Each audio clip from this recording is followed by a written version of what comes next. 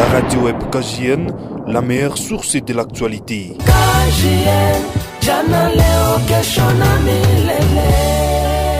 Chers auditeurs et auditrices, bonjour. Bienvenue à suivre notre édition du journal hebdomadaire qui vous sera présenté par Elie Monique et David. Voici les sommaires. Le ministre provincial de l'Intérieur appelle les jeunes à adhérer massivement dans les groupes de réservistes et Wazalendo afin de barrer la route à l'ennemi. Certaines institutions académiques suspendent leurs activités suite à la situation sécuritaire dégradante au Sud Kivu. L'INPC Sud Kivu appelle les journalistes à être très professionnels dans la manière d'informer la population durant cette situation de crise. Encore une fois, bonjour. Parlant de la crise à l'est de la RDC, le ministre provincial de l'Intérieur, Sécurité et Affaires coutumières, Albert Fokamaïk, a tenu un meeting populaire ce mardi 4 février 2025 au stade de l'amitié Congo-Pakistan de Kavumu, dans le territoire de Kabare au sud Kivu. L'objectif de ce meeting était d'inviter les jeunes volontaires à intégrer le groupe des patriotes Wazalendo afin de barrer la route à l'ennemi qui avance déjà vers le sud Kivu. Devant les jeunes, le ministre a montré l'importance d'intégrer l'armée dans le but de défendre l'intégrité nationale de la RDC qui doit demeurer indivisible. Par ailleurs, il condamne certains jeunes mal intentionnés qui collaborent avec certains éléments indisciplinés qui sèment actuellement l'insécurité dans ces milieux. Toujours de l'insécurité au sud Kivu, certaines institutions académiques viennent de suspendre leurs activités après l'examination de la situation sécuritaire qui prévaut jusqu'à l'évolution positive de la situation sécuritaire. Ces institutions appellent les étudiants à rester vigilants, à suivre scrupuleusement les recommandations des autorités compétentes et à prendre toutes précautions nécessaires pour assurer leur sécurité. Comme signalé dans le titre, à travers Darius Kitoga, président de l'Union nationale de la presse du Congo au Sud Kivu, un point de presse a été organisé ce mercredi 5 février à l'intention de tous les journalistes dans le but de les appeler au respect du code d'éthique et déontologie, même dans les situations difficiles, car c'est eux qui sont mieux placés pour informer la population de ce qui se passe. Darius Kitoga. Tout ce qui arrive dans notre pays, nous journalistes, nous avons notre partition à jouer. On ne peut pas rester bras croisés, on ne peut pas rester sans rien faire. Voilà pourquoi, par rapport à toutes ces rumeurs qui circulent sur les réseaux sociaux, je demande au nom de l'Union nationale de la presse du Congo section du Sud Kivu, nous devons être à l'avant-garde parce que l'information, c'est l'élément qui arrive même avant les hommes de troupe, qui arrive avant les réfugiés, qui arrive avant les déplacés, qui arrive avant tout autre fait. C'est d'abord l'information qui précède.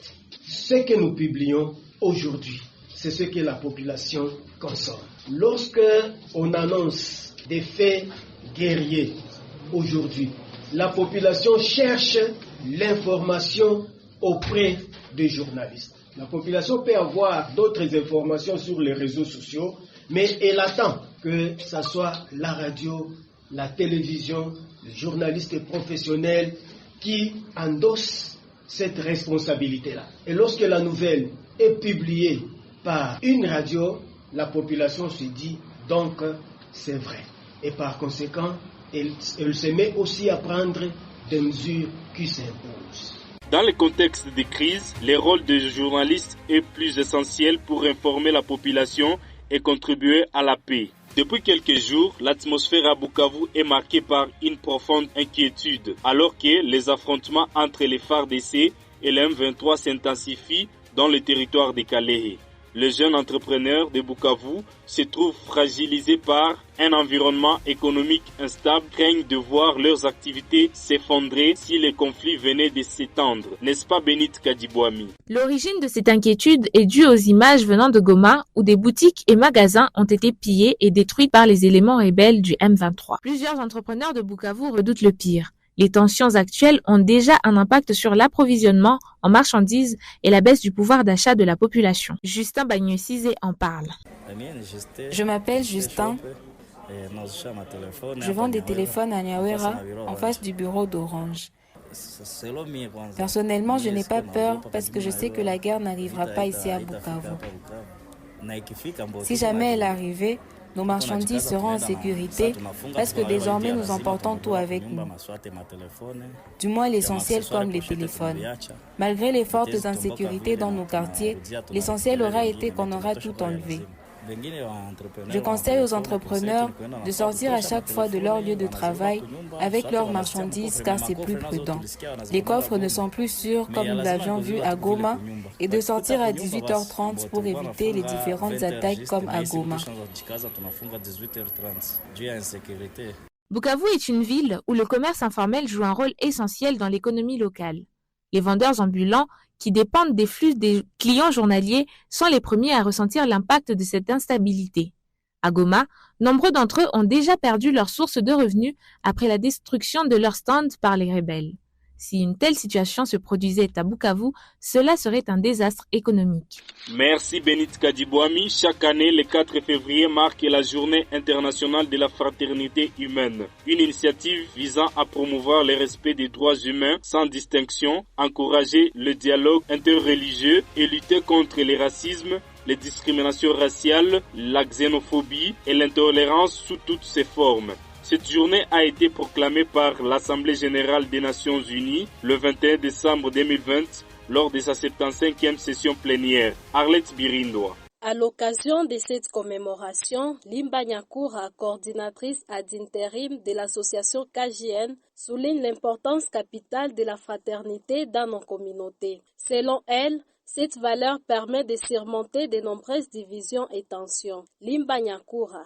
Les jeunes étant l'espoir d'aujourd'hui, certains semblent oublier ou bien semblent mal compris cet énoncé-là d'être l'avenir d'aujourd'hui, pas l'avenir d'aujourd'hui ou bien d'être le présent de l'histoire de notre pays. Pourquoi je le dis? Au lieu de s'approcher des aînés, que je peux appeler les jeunes d'hier, parce que nous on est les jeunes d'aujourd'hui, ils sont en compétition, comme dire en conflit avec les aînés, avec les jeunes d'hier.